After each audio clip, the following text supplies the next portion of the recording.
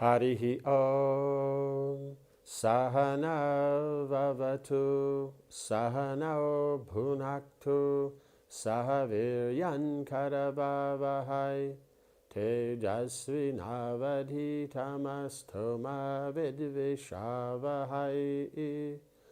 Om Shanti Shanti Shanti. Om Jaya Shri Krishna Chaitanya Prabhu Nityananda Shri Advaita Gadadhara Shiva Sari Gaura Bhakta Brinda. Hare Krishna Krishna Krishna Hare Hare Hare Rama Rama Rama Hare Hare. Okay, so last time we saw that the Pandavas, when they were confident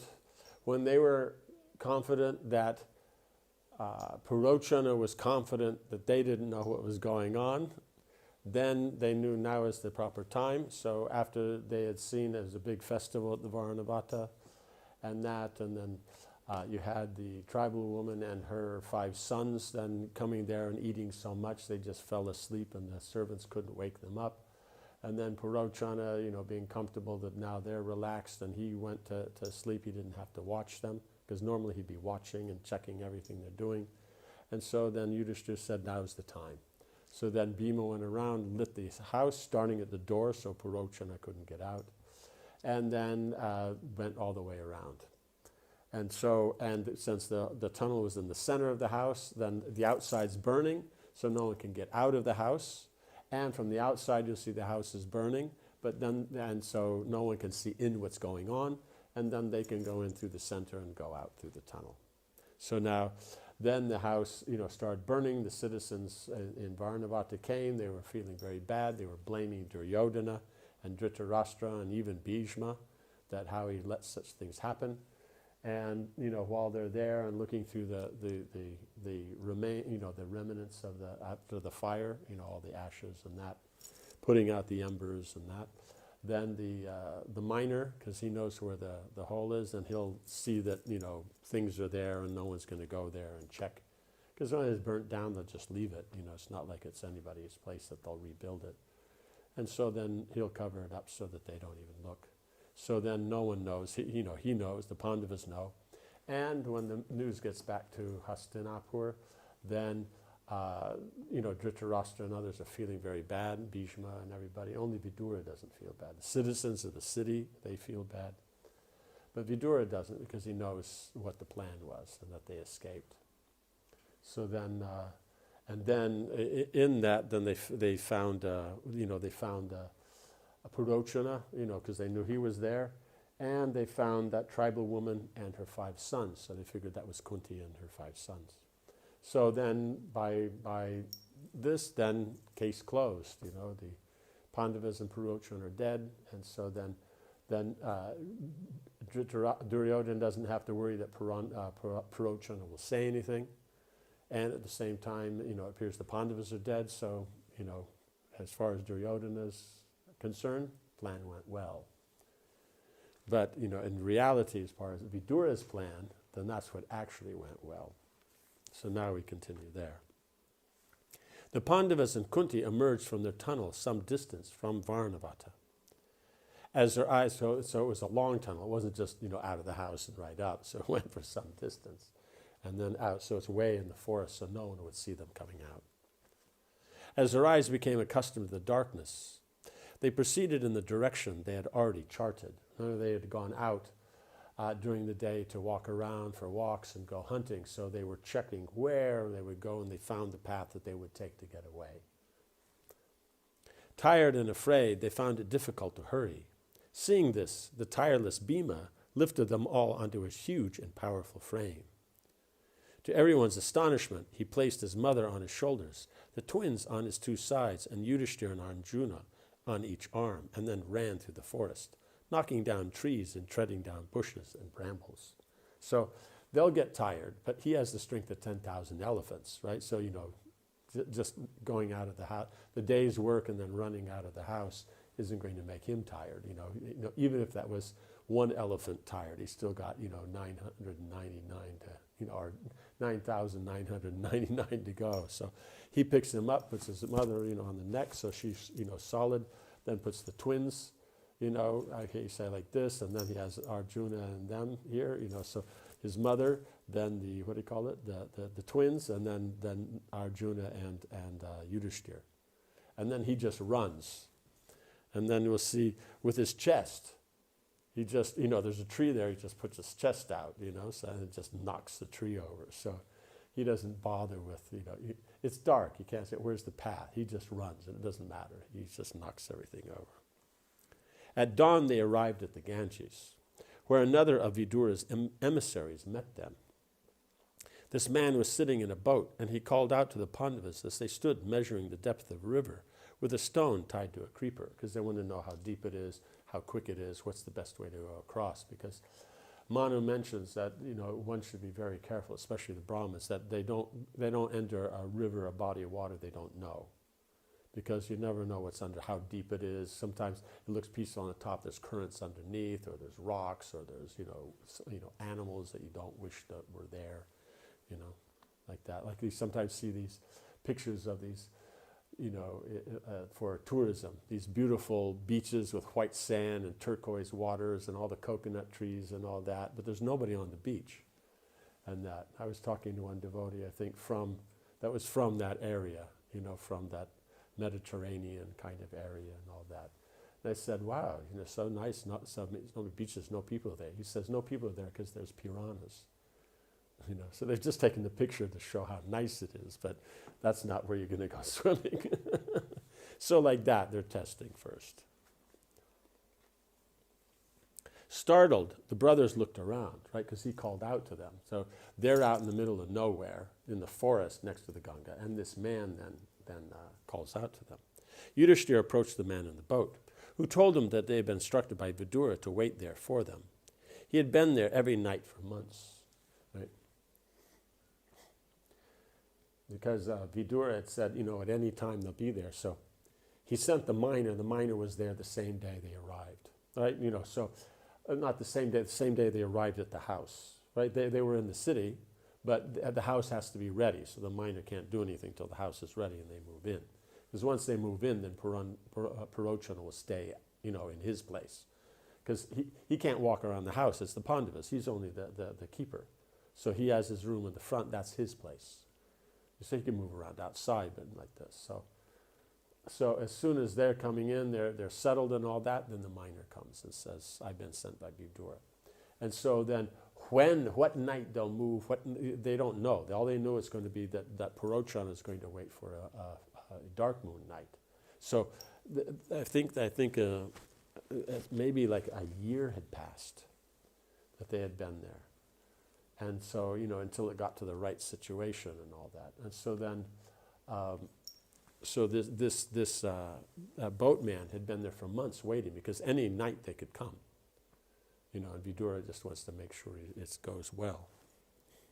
And so it's natural that if you have Varnavata, you can't go on the main roads and all that. So you have to go out through the way that's away from everything else. So that would be this point. So then the boatman is there, just waiting, because that would be the natural place for them to go. He had been there every night for months, carefully watching for signs of the brothers. The man assured Yudhishthira of his credentials. By repeating to him the conversation the prince had with Vidura as he departed from Hastinapur. Remember, the same one in the tribal language. Explaining that he had come to ferry them across the river and help them on their way, the man said, Vidura has sent his embrace and said you will surely be victorious over your enemies. He said that you should remain always alert and dependent upon the Lord. Right? So Krishna will take care of everything, but that doesn't mean that we don't do something in the process. Okay, so Vidura said that you should always remain alert and dependent upon the Lord, by whose arrangement auspiciousness will always attend you. So Krishna is taking care of everything and protecting the devotees, but that doesn't mean the devotees don't make an endeavor. It's just like Krishna already killed everybody on the battlefield except the Pandavas, but it doesn't mean that the Pandavas don't make their endeavor as service. So Krishna is the one that makes everything work, and then we take part as service. We are an instrument to assist. So that's why, so if we're dependent on the Lord, doesn't mean we're not aware and careful. Or if we're careful, doesn't mean we're not dependent on the Lord. The two go together, because if you're taking it that, I depend on the Lord, I don't have to worry about it, then that means Krishna has to do everything. So where's our relationship? What are we doing? And if it's thinking that, I'm aware and all that, but I'm not seeing the connection to Krishna, then again, where's the relationship with Krishna? We think I'm doing all this when Krishna is actually doing. So the point is Krishna is doing, and we can take part and get the credit. That's what Krishna likes that. He's doing everything because he's God. Then he likes it when the devotee makes the endeavor and then gets the credit for it. So then the boatman said, "Get into this boat quickly, and I shall take you far from here." Right? Because they're going to go across the Ganges, not just right there. They're going to go to some other place. Because people go out, and Varnavata, wherever it is, then you have the forest, then you have the Ganges. So people, even if they did go there, they'd expect them on the other side here, but he'll take them some other place that people won't expect. Vidyā's already worked out something where it would be, okay, if they go here, people will look here, but if you go there, no one's going to look, like this kind of thing. Propelled by an engine and sails, the boat moved swiftly through the flowing river toward the south, right? Because they had mechanical things they had back then. It's just that the Aryans didn't prefer them. They preferred, the natural things and mantras and stuff. The demigods work like that, while in the lower planets they'll use other stuff. So he had some kind of system, mechanical system to make the boat go quickly, and sails. The Pandavas journeyed for some hours and were finally set down on the opposite bank near a broad path leading into the woods. Right, so the boatman already knew where to take them, and everything was already planned. And so then if you go for hours on the Ganga, you can get quite a long distance. So, yeah. The boatman wished them success and departed, taking with him a message of thanks for Vidyā. Right? So he'll send that to them, and then Vidyā knows he has his people, like that. The brothers continued south, right? Because just if Vidyā is there in the palace, doesn't mean he doesn't have his people. Like Duryodhana has his, Dhritarashtra have his people. But Vidyā will have his people, so he can get all his work done. He has his confidential people that are watching whatever Duryodhana is doing. The brothers continued south. They soon entered a dense forest. Feeling tired and hungry, they sat down. Yudhishthira said in an anguished voice, "What could be more painful? Here we are lost in some deep and fearful forest. We do not know if the sinful Pūrṇa has somehow survived and informed Duryodhana of our escape," because they don't know about the tribal woman and her 5 sons. So then if people look in that, they may not find anything, so then they'll think they escaped. Maybe Pūrṇa did, and then he'll find. Because they don't, nobody knows, and so they don't know. What dangers lay ahead for us now? So that's what he's thinking. Kunti was exhausted and could walk no further. She sat on a tree root, glancing around fearfully. Her sons searched about for a way to go deeper into the jungle. It appeared virtually impregnable, with its huge trees and bushes enmeshed in a tight network of creepers. Right? So you have the big trees, you have all the bushes and that, and then you have creepers, because no one's going there. So instead of the dense forest means the only thing in there will be animals, right? And they just need a little gap to go through, like that. The cries of birds and animals filled the air. Yudhishthira gazed in the forest and said to Bhima, "Mighty son of Vayu, you must again carry us into these dreadful woods. I can see no other way for us to continue," right? Because it's so dense, they won't be able to move through like that. They'll have to just go and move this and everything. Bhima bowed his head in respect to his elder brother. Once again, he placed his mother and 4 brothers on his body. When they were all holding on tightly, right, he's holding them, they're holding on to him, he ran straight into the forest, right? He's not going around anything, just straight. He bounded high into the air and broke trees with his feet. So he's running, and then he'll jump and then hit the tree and then land on it, and then you run along that. Clearing a path as he progressed, Tall flowering trees fell on all sides with great crackling sounds, sending up showers of blossoms, right? So they're going through this forest, so it's making these sounds, but at the same time there's all these flowers fluttering around, so the path is lined with flowers. Forest animals fled in all directions as the prince crashed through the woods, right? Because they've never heard anything like this, right? Elephants are there, they move through. They won't go through this dense stuff. They have their paths that they keep clear, and the other animals they keep clear. So what goes through the forest and just clears its own path? That they haven't seen. He seemed like an angry elephant king charging through the jungle. So swift was his movement that Kunti and her sons almost fainted. Still carrying the five of them, Bhima also swam the streams and lakes that crossed his path. Right, so just with his feet, he's holding on and just swimming and all that. As evening fell, they stopped for the night under the shelter of a large banyan tree. Bhima set down his mother and brothers, and they fell to the ground, overwhelmed by fatigue, hunger, and thirst. Kunti asked Bhima to bring her some water. He replied, "I hear the sweet singing of waterfowl not far from here. Undoubtedly, there's a lake nearby." Yeah, because water birds, they have their own sound. They don't sound like other birds. They're different. And so if you hear them, you know that they're at water, because they're not going to sit in a tree somewhere unless there's water there. So hearing the water birds, then he just knows he goes that direction, he'll find water. The unflagging Bhima went at once towards the sound and soon found the lake. After bathing and drinking deeply, he soaked his upper garment and went back to the banyan tree. But by the time he returned, his mothers and brothers had fallen into a deep sleep. Seeing them lying on the bare ground, Bhima lamented to himself. What more painful sight could there be? Here are my four brothers, who could not even sleep in Varnavata in the costliest of beds, sleeping now on the cold earth. My gentle mother, as delicate and resplendent as the filament of the lotus flower, lies exhausted on the hard forest floor. Right? Because you see that these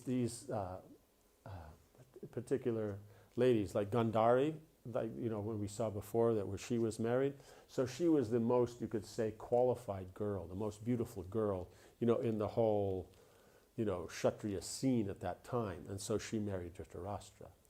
And then after her, because she was the elder, because then he was the next, was Pandu. Then in her generation, Kunti's generation, she was the most qualified.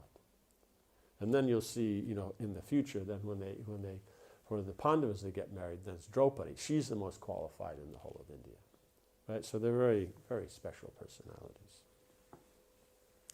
That's why you see as Gandhari is famous as one of the 5 main chaste women in the universe. It means the whole universe. Kunti, she is the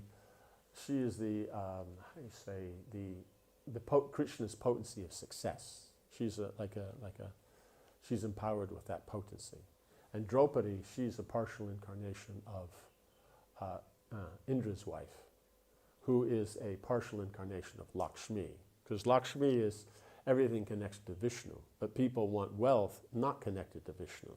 That's Sachi, that's Indra's wife. So Draupadi is a part represented that. So you have all wealth, all prosperity, like that, as the members of the family. So here is you have these 5 great personalities who are the sons of the demigods, and you could say prosperity personified there, and they're all sleeping on the ground when they should be the emperors of the world, right? So that's Bhima's feeling bad. Bhima wrung his hands in anguish and frustration. If only the Kauravas were present before him now, they would regret their treachery, because they were there right now. He would kill each and every one of them. So he would have killed them when we got at the time of the gambling match, because Yudhishthira said no, he didn't. Otherwise, he was so angry. Because let's say you have 2 fighters who are equal, but if one is more enthusiastic because he's more angry or more upset or something, he's in a stronger position. Like that. So everybody else is laughing at the Pandavas. So they're not actually in the proper fighting mood. And Bhima, if he's there, he'd take his club. He'd first just kill Duryodhana. Kill Duryodhana, kill Dushasana. And then after that, the rest of the brothers will just be easy. The other kings. You saw, if he's going through, we saw in Campilia, he just goes through that army of elephants, right? We'll see in the battle. What he does is he'll smash the head of one elephant, and they're dead. He'll pick that elephant up and then toss that through the air, and it lands on other elephants and kills them. Or he gets under the elephant, picks them up and spins them around like that, and then tosses them at the other, like that. So that's his point. It wouldn't be a problem. It was only by the grace of God that Yudhishthira did not command them to kill them all, right? The only reason they're alive is that by Krishna's arrangement, and Yudhishthira didn't allow that. Bhima looked at his sleeping elder brother. Surely he deserved to rule the entire earth. He never abandoned virtue or gave way to anger. Right? So Bhima, though he gets angry, he knows what the standard is, and so he respects his elder brother for that. So you can see, he may agree or not agree, but he's always respectful. He never is disrespectful. Only because of this means Yudhishthira's good qualities. Were the Kauravas still alive? Bhima sighed and looked around. They had traveled many miles through the forest. Perhaps there was a town or village not far away. He would remain awake guarding his brothers, and in the morning they could continue.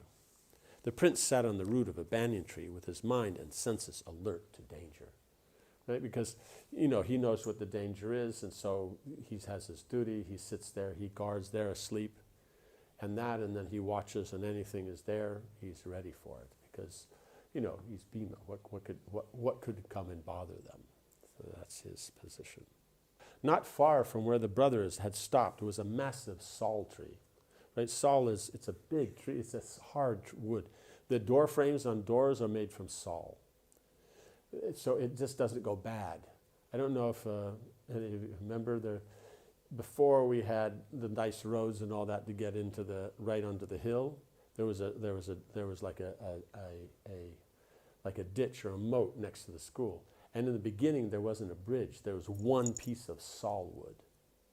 So it sat out on the ground, out in the sun and rain for a few years before we made a bridge and that, because it was quite big.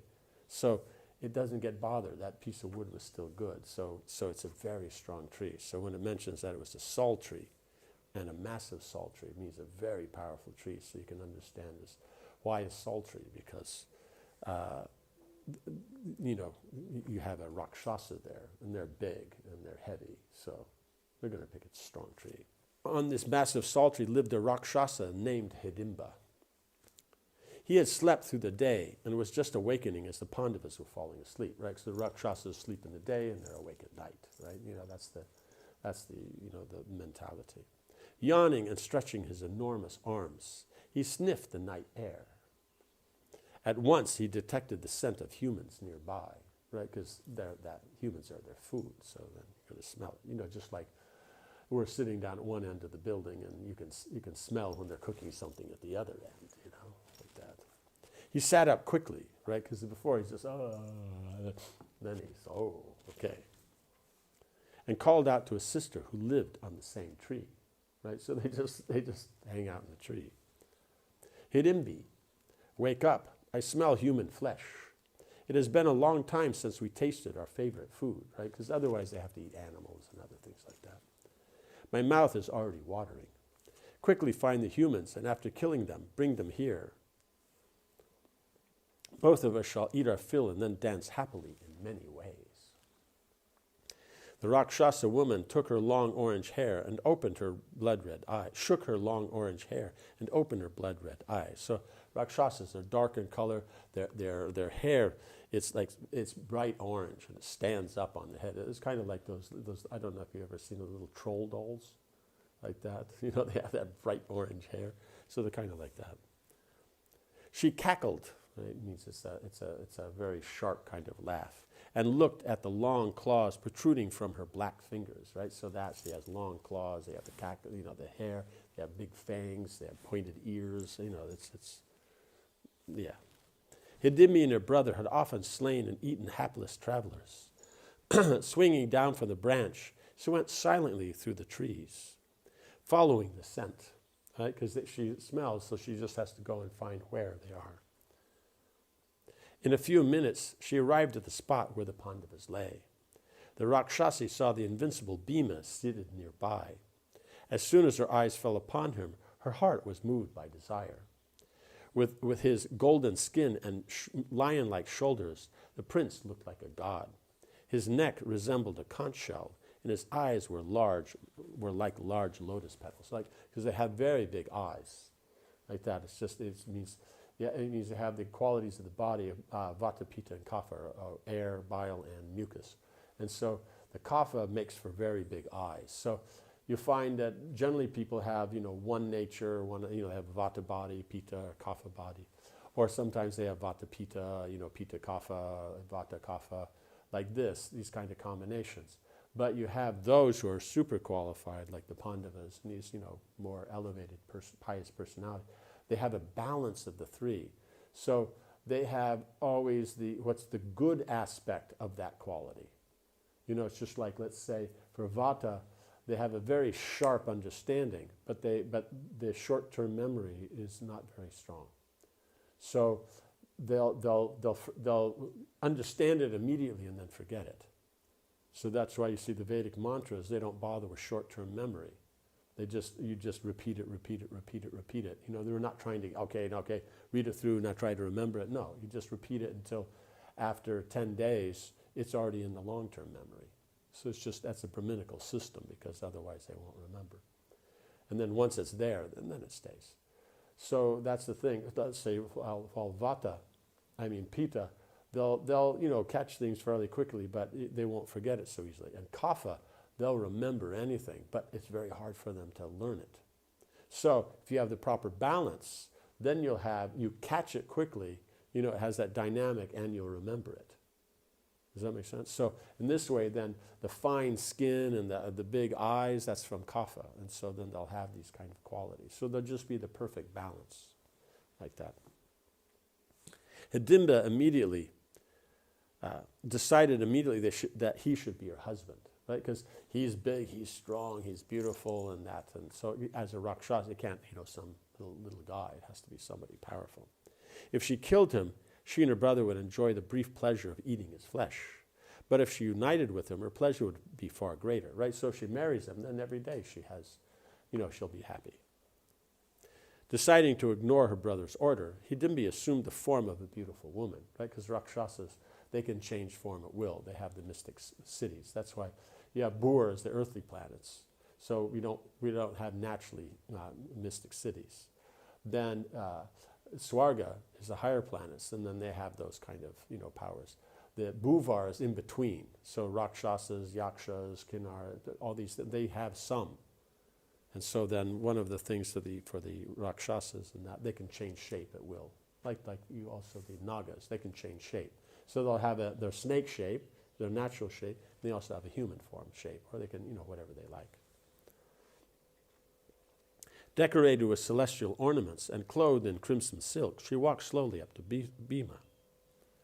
With a bashful smile, she said, "Best of men, who are you and what brings you to this dark and dangerous forest? Who are these godlike men lying on the ground, and who is that woman of transcendent beauty lying with them?" Because she can see they're very qualified, and it means the beauty they have and the qualities they have, they're not ordinary people. Bhima looked at her in surprise. Was she the forest deity, right? Because otherwise, why would this nice-looking lady, be out in the middle of the forest? What was such a beautiful woman doing alone at night in such a place? He examined her carefully as she continued to speak. "This forest belongs to my brother, Hidimba, a powerful man-eating Rakshasa. With the intention of eating your flesh, he sent me here to kill you." She raised her hand as Bhima suddenly stood up. Right, because now he said, he sent me here to kill you. So he's thinking, okay, ready. "Do not fear. I have been smitten with desire upon seeing you, who are as handsome as a god. Please accept me as your wife, for I am being victimized by Cupid's shafts." Okay, Hidimbi told Bhima she would save him from her brother. She would carry him through the sky and far away from Hidimba, so because they can fly also. So then she'll just pick up Bhima, they'll fly to some other place and all this.